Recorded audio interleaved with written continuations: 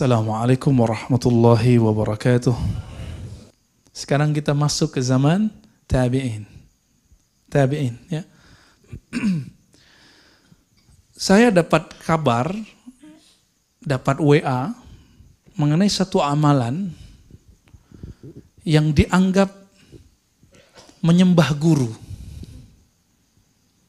Dianggap menyembah guru, yaitu cium tangan. Kalau orang Bandung udah biasa cium tangan sama guru, ya. Apa kata si Ustadz? Itu sampai kepada saya dan tunjukin videonya. Takbilu liyad nisfus sujud. Mencium tangan separuh sujud. Ini bahaya nggak kalimat ini? Bahaya, ya. Karena sujud di situ artinya nyembah, toh, ya. Berarti saya separuh nyembah guru kalau cium tangan guru. Ini bahaya. Kita coba cek ulama-ulama tabi'in. Bahkan di sahabat sudah ada, ya. Lebih dari cium tangan. Antum coba lihat. Suatu kali seorang tabi'in datang kepada Anas ibn Malik. Anas itu 10 tahun khidmah untuk Nabi SAW tidak digaji. Adakah hari ini khadim, asisten rumah tangga, pembantu yang mau bekerja tanpa digaji? Gak ada, ya. Ummu Sulaim, ibundanya Anas ibn Malik radhiyallahu taala anhuma, itu mengirim Anas untuk mengabdi kepada Rasulullah dan mengatakan, wahai Rasulullah, kami tidak minta gaji, tapi minta doa. Tapi minta doanya nanti di akhir, setelah Anas mengabdi. Anas mengabdi 10 tahun, selesai mengabdi ketika udah dewasa, jadi umur 10 tahun dia mulai ngabdi. 11 tahun kurang dikit, Ummu Sulaim datang kepada Nabi dan mengatakan, ya Rasulullah, ud'u lahu. Tolong doakan siapa? Anas ibn Malik. Maka Anas ibn Malik didoakan. Doanya melebihi gaji seumur hidup. Gaji 7 turunan, Mbak. Apa doanya? Allahumma akthir malahu wa auladahu wa adkhilhul jannah. Nah, riwayatnya macam-macam, kita ambil satu riwayat itu. Ya Allah, banyakkan hartanya, anaknya, dan masukkan surga. Banyak harta, itu lebih dari gaji, Pak. Maka Anas salah satu sahabat terkaya di zamannya. Jadi kaya itu nggak bid'ah. Antum kaya itu nggak bid'ah, itu sunnah. Itu doa Nabi Sallallahu Alaihi Wasallam. Tapi jangan gaya hidupnya gaya orang kaya. Gitu.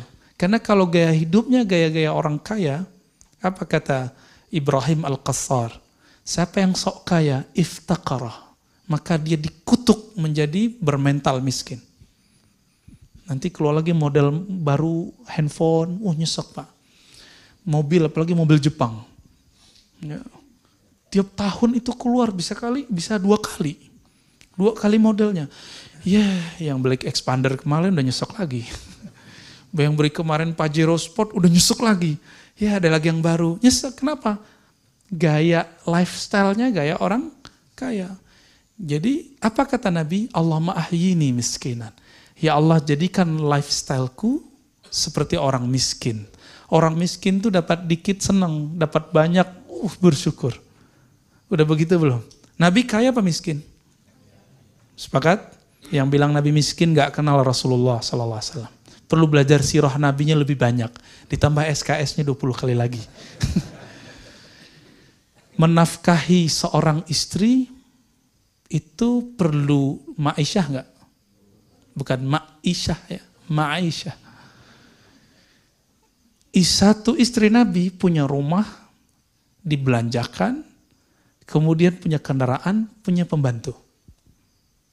Berapa kira-kira gaji orang yang punya kemampuan seperti itu hari ini? Antum hitung sendiri, ya. Karena gaji per kota akan beda. Istrinya 9. Antum kali aja. Yang tadi kali 9. Kaya nggak tuh? Kaya, Pak. Bukan kaya orang kaya, tapi kaya. Dan saya nggak habis pikir kalau ada orang mengatakan Nabi itu miskin. Kata Imam Subki, siapa yang bilang Nabi miskin, ya, dia telah membuat murka para pecinta Rasulullah Sallallahu Alaihi Wasallam. Karena para sahabat itu kaya. Itu doanya.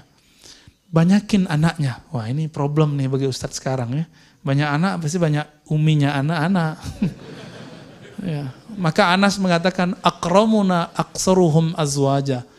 Yang paling mulia di antara kami dulu yang paling banyak umi anak-anaknya. Hah? Berat gak tuh? Ya itu yang antum belum sanggup, yang aneh juga belum sanggup kali ya. Terus di riwayat Muslim itu ada tambahan waghfir lahu, ampuni dia. Nah, yang tadi saya bacakan wa adkhilhul jannah, masukkan dia surga. Udah banyak harta, banyak ibunya anak-anak, banyak anaknya, diampuni dosanya, masuk surga. Adakah gaji yang paling hebat dari itu? Gak ada. Anas ibn Malik mengatakan, aku mencium tangan Nabi SAW dan aku merasakan tidak ada tangan yang lebih sejuk, lebih halus melebihi tangan Rasulullah SAW. Ketika seorang sahabat ini berjalan, didatangi oleh tabi'in. Salah seorang tabi'in ini kemudian bertanya, ya Anas, hei Anas, hal ra'aitan Nabiya SAW? Apakah engkau benar-benar telah memandang Rasulullah dengan matamu? Apa jawaban Anas? Oh, na'am. Ra'aitu bi'ainayya. Orang itu nanya lagi, dengan mata yang mana? Mata yang ini. Ditunjuk matanya. Maka orang itu minta izin, wahai Anas, izinkan aku mencium mata yang matamu itu memandang Rasulullah sallallahu alaihi wasallam. Nisfu sujud nggak? Saya nggak habis pikir itu kenapa orang berani mengatakan ini cium mata, bukan hanya cium tangan. Bahkan Ibnu Abi Mulaikah datang kepada salah seorang sahabat Nabi dan mengatakan, mana lisan yang dulu lisanmu itu diludahi oleh Rasulullah sallallahu alaihi wasallam. Dikeluarin lidahnya, dicium lidahnya itu. Itu bukan homreng itu, Pak, bukan. Tahu homreng kan? Bukan. Itu yang disebut dengan bab at-tabarruk. Bab mengambil keberkahan cinta kepada orang yang mencintai Nabi sallallahu alaihi wasallam. Satu kali Umar yang punya anak ini ya, Abdullah bin Umar lebih tepatnya, merindukan Nabi sallallahu alaihi wasallam. Maka dia cari di mana dulu Nabi pernah jalan-jalan. Dia cari jejaknya dan dia jalan di jejak itu. Sambil mengenang Rasulullah sallallahu alaihi wasallam. Dikenang. Dan dia teringat di pohon yang ini Rasulullah dulu pernah duduk. Tapi pohonnya sudah dipangkas, tinggal cuma ya bekas-bekasnya. Nabi dulu pernah berteduh di situ. Dia berteduh di situ, pohonnya sudah nggak ada. Di situ dia mengenang Nabi sallallahu alaihi wasallam. Itulah maulid yang dibuat oleh Abdullah bin Umar. Kenapa dia nggak perlu buat maulidan seperti orang-orang kita, seperti ulama di Hadramaut, seperti ulama di Al-Azhar? Itu di Mesir, orang buat dari 1 Rabiul Awal sampai tanggal 12, ditutup dengan pawai solawat. Setiap tempat buat, karena saking gembiranya, merindukan Nabi SAW. Bukan menyembah Nabi, tapi mengenang Nabi SAW. Karena kita tidak bisa melihat hari ini di manakah telapak Rasulullah. Kita nggak tahu di manakah pohon Nabi dulu berlindung. Maka teman-teman semua, kita husnuzon sama orang maulid. Mungkin dia ingin mengenang cinta para sahabat kepada Rasulullah SAW. Kalau kita nggak maulid, kita ganti namanya. Kajian sirah Nabi. Ya. Maka saya setiap pagi saya kajian sirah Nabi, saya maulidan tiap hari. Nggak perlu nunggu 12 Rabiul Awal. Tapi kalau ada orang mau 12 Rabiul Awal, nggak apa-apa. Siapa yang mengatakan nggak apa-apa? Itu imam syekh yang dulu dinukil oleh guru antum, guru kita semua, guru anak-anak muda di Indonesia, Ustadz Adi Hidayat. Yang karena nukil imam ini, beliau ditahzir oleh banyak orang. Siapa nama orang yang disebut oleh beliau? Sayyid Muhammad Alawi Al-Maliki. Gelar Sayyid bagi orang yang tidak faham dikira menyembah guru. Disebut Taghut Makkah. Jadi salah seorang yang mentahzir Ustadz Adi dulu mengatakan, masa Taghut Makkah dikutip-kutip, diikut-ikuti, kira-kira begitu. Apa kata Sayyid Muhammad? Orang Makkah. Beliau, ayahnya, kakeknya, kakek dari kakeknya itu adalah pengajar Masjidil Haram sebelum Masjidil Haram dikuasai oleh orang-orang yang hari ini menguasai Mekah. Apa kata beliau? Jika engkau mengenang nabinya hanya sanggup sekali setahun, maka menurutku itu wajib. Kalau Omar, Abdullah bin Omar, Anas bin Malik setiap hari dia mengenang Rasulullah Sallallahu Alaihi Wasallam, maka nggak perlu maulidan. Ya, saya ditanya, Tat, bukannya maulid duluan yang buat Syiah? Saya jawab canda aja, Syibeh kali. Ya, di Syiah ada, betul di zaman Fatimiyah. Tapi di kalangan Muslim itu Sultan Muzaffar lalu dibangkitkan lagi oleh Sultan Panglima terhebat yang kita puji setiap saat, Salahuddin Al-Ayyubi. Jadi dua orang ini kita nggak ikut maulidnya Syiah, kita ikut maulidnya Ahlus Sunnah. Maka jika disebut bid'ah, teman-teman, mari coba kita bandingkan bid'ah menurut para sahabat, para ulama dengan bid'ah menurut para pendakwah hari ini. Itu jauh berbeda. Satu kali Syekh Al-Islam Ibn Taimiyah, yang saya juga punya kritik terhadap akidah beliau, tapi saya tidak membenci beliau. Saya mencintainya, seperti Syekh Yusuf An-Nabahani mengatakan aku mencintainya, namun aku mengkritiknya. Karena kritik itu boleh-boleh aja, yang nggak boleh mencaci. Antum kritik kita itu boleh, tapi mencaci itu tidak boleh. Syekh Ibn Taimiyah rahimahullah punya kitab judulnya Iqtida' Siratal Mustaqim. Apa kata beliau? Al-bid'atu adalah, bid'ah itu adalah kullu ma lam yadulla alaihi dalilun syar'i. Bid'ah secara ilmu hukum Islam bukan yang Nabi tidak buat. Tapi bid'ah adalah yang tidak ada dalil syaraknya. Pertanyaannya, yang udah pernah ngaji di pesantren atau di sini ada ustadz ngaji usul fikih, yang disebut dalil syariat ada berapa? Yang disepakati ada 4. Quran, sunnah, ijma, qiyas. Yang diperdebatkan oleh imam-imam mazhab ada lebih dari 10. Ada namanya maslahat. Apalagi?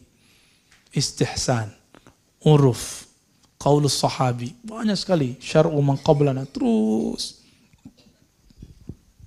Semuanya masuk di situ.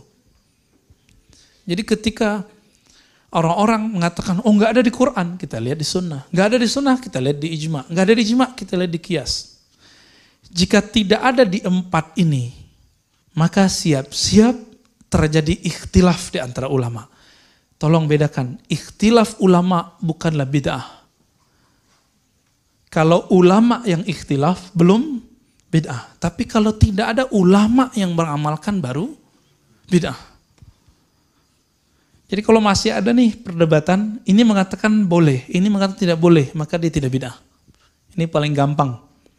Kalau antum belum sampai level ustadz, mampu baca kitab, udah gampangnya gimana? Jika masih ada ulama yang mengatakan ini baik, ini tidak baik, maka yang baik adalah sunnah. Berarti sunnah bukanlah sesuatu yang Nabi buat saja. Tapi sunnah itu setiap amal yang Nabi SAW buat ataupun tidak buat, tapi ada dalilnya. Nabi pernah nggak ngaji hari Ahad pagi begini? Yang hari Ahad kajian itu agama apa?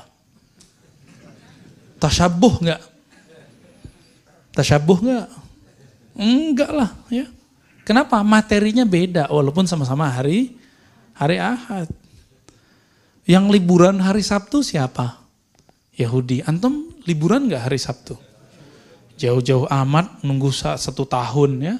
Akhir tahun, awal tahun untuk mengatakan tasyabuh. Kita tasyabuh kerja tiap, iya, walaupun perkara dunia. Ngajinya kan sekarang ada kajian Sabtu, kajian Minggu. Mana orang mau buat kajian Jumat? Paling yang bapak-bapak ini ada apa Pak? Khutbah Jumat. Jadi ibu-ibu, mbak-mbak, akhwat-akhwat jangan bangga dulu. Kami ngaji 3 kali setiap minggu, setiap pekan. Sebulan berarti 12 kali. Tunggu dulu, bapak-bapak dapat khutbah Jumat setiap Jumat. Benar nggak? Ya lebih canggih gitu. Ya, tapi dimulai dengan ngorok dulu ya. Innal hamdalillah. Ya. Bangunnya nanti pas antara 2 khutbah, Pak. Ya. Makanya kalah sama ibu-ibu di belakang ya. Taib, ini level Ibnu Taimiyah, wafat tahun 708 Hijriah. Oleh karena itu, ini sebagai contoh. Suatu kali Imam Safadi meriwayatkan Syekh Ibnu Taimiyah, ya, syekhnya para imam-imam ini, mewiridkan baca Al-Fatihah ba'da subuh, menjelang syuruk 40 kali. Nabi pernah buat nggak? Nggak ya? Serius? Nggak tahu atau emang nggak ada? Emang nggak ada kok. Lalu ditanya oleh seorang muridnya, wahai Tuan, kenapa Anda baca Fatihah 40 kali? Enggak dituduh, syubhat ente. Enggak ditanya, kok dikonfirmasi. Ini yang kita sebut dialog tadi. Apa jawaban beliau? Aku membaca Fatihah 40 kali untuk wirid supaya Allah fatah. Allah buka kepadaku pemahaman satu ayat yang malam tadi mentok. Jadi malam tadi beliau baca ayat, selevel imam mentok gak paham-paham. Kalau antum mentoknya tiap malam. Satu ayat mentok, terus dibaca Fatihah biar kebuka. Benar, di ayat ke-40 kebuka. Saya jarang sekali menikmati baca surah Yasin, karena jarang ikut Yasinan ya. Mungkin antum lebih hafal Yasin daripada aneh. Ketika pergi ziarah ke Uzbek, kampung Imam Bukhari, kampung Imam Ahlus Sunnah, Abu Mansur Al-Maturidi. Di situ pimpinan rombongan bilang, ayo baca Yasin yuk. Saya mikir, wah Yasinan nih. Tapi karena saya nggak mau debat, saya ikut aja ya. Kan ingat satu hadis, walaupun hadisnya dhaif menurut beberapa syekh, tapi disalihkan, dianggap baik oleh Imam Abu Daud. Iqra Yasin ala mautakum. Bacakan Yasin untuk orang yang wafat. Maka saya ikut husnuzon dengan baca ayat, dengan baca hadis itu. Kita mulai baca Yasin. A'udzubillahi minasyaitonirrajim. Bismillahirrahmanirrahim. Saya baca Yasin. Itu bergetar Pak. Buru masih berdiri semua. Wah, ini kok beda sekali baca Yasin yang di sono sama yang di Bandung ya. Yang di Bandung, yang di Ciputan, yang di Depok kok beda gitu rasanya. Yang di Jakarta kok beda. Saya ikutin terus, gituin terus. Ternyata selama ini saya ngerasa ustad. Merasa diri ini sudah pinter, sudah alim. Waktu itu udah malam, kira-kira jam 8, saya merasa diri saya murid. Saya ikut aja deh gitu. Jadi mengalah sedikit, mau dipimpin oleh orang, ternyata Allah buka di situ. Baca satu huruf di surah Yasin itu, satu huruf itu saya tahu maknanya. Ada maknanya. Satu kalimat itu indah sampai akhir. Pengen lagi baca Quran di sana.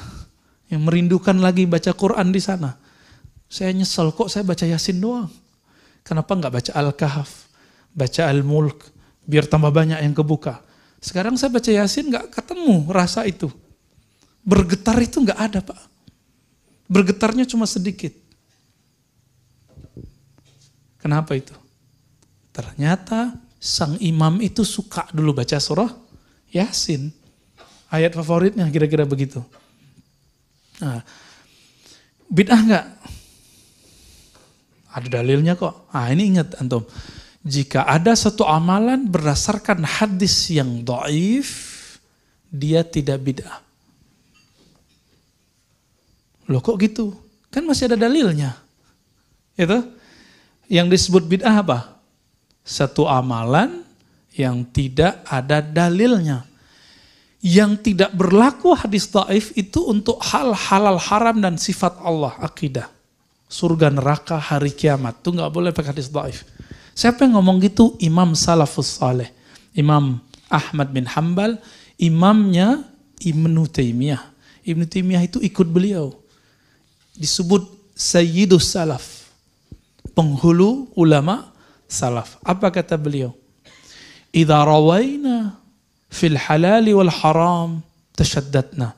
Jika kami meriwayatkan hadis mengenai halal haram, kami ketat. Yang dipakai cuma sahih hasan. Wa idza rawaina fi ma siwa dzalik tasahalna. Ya. Jika kami meriwayatkan selain halal haram, maka kami melonggarkan. Maka Imam Ahmad terkenal sebagai imam yang membolehkan hadis dhaif. Banyak yang ngeles, enggak, hadis dhaif yang dimaksud hadis hasan. No, bukan. Kita bisa buktikan berapa banyak amalan Imam Ahmad bersumber dari hadis dhaif. Banyak, Pak, banyak sekali. Dan itu menjadi mazhab Hanbali. Oleh karena itu bermazhab adalah amalan salaf. Yang mengatakan bermazhab luar salaf itu telah mengingkari sejarah salafus saleh. Ya. Saya mau tanya, Imam Ahmad bin Hanbal wafat tahun berapa? 241. Ya. Gurunya Imam Syafi'i wafat tahun berapa? 204. Salaf nggak? Salaf ujungnya kan 300. Ini masih di bawah 300? Masih. Imam Malik tahun 179. Imam Abu Hanifah 150. Maka 4 imam ini adalah imam salafus saleh. Antum ikut salah satunya, maka antum salafi yang sahih. Jadi salafi itu mudah sebenarnya. Sangat mudah. Tapi saya nggak tahu kalau nama ini kemudian telah jadi brand banyak orang atau sedikit orang. Ya. Maka saya meyakini saya ikut salaf. Karena imam saya adalah Imam Syafi'i, Imam Malik, Imam Abu Hanifah, Imam Ahmad bin Hanbal. Bukan satu imam. Imam kita ada Bukhari, Muslim, Abu Daud, Tirmizi. Nah, ini contoh Tirmizi.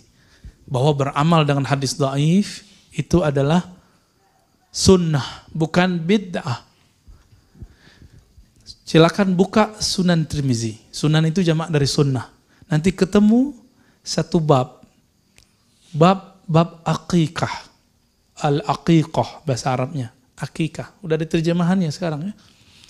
Hadis pertamanya mengenai azanil maulud, mengazankan bayi baru lahir.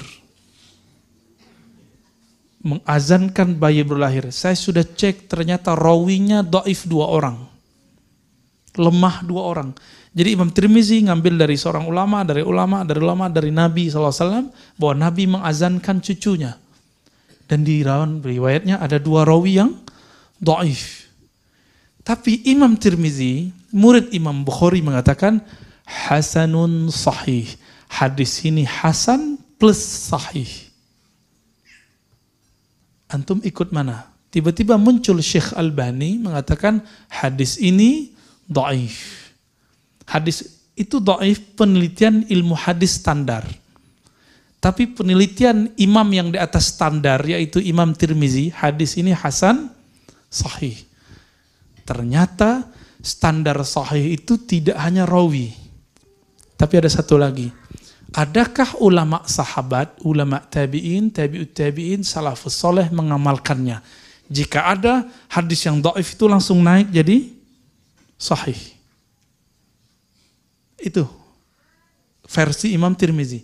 Imam Tirmizi, Imam salafus saleh. Antum ikut mana? Ikut Imam Tirmizi atau pendapat Syekh Albani, itu boleh-boleh aja. Tapi kalau aneh ikut Imam Tirmizi, karena murid langsung Imam Bukhari. Jarak beliau dengan Nabi cuma 4 orang. Jarak beliau dengan Nabi cuma 4 orang. Bahkan ada 3 orang, tapi yang kuat itu 4 orang. Antara beliau dengan Nabi SAW. Yang 3 disebut sulasiyat, yang 4 disebut rubaiyat. Hadisnya dhaif, tapi disebut sahih. Kenapa? karena ada ulama salafus saleh yang mengamalkannya.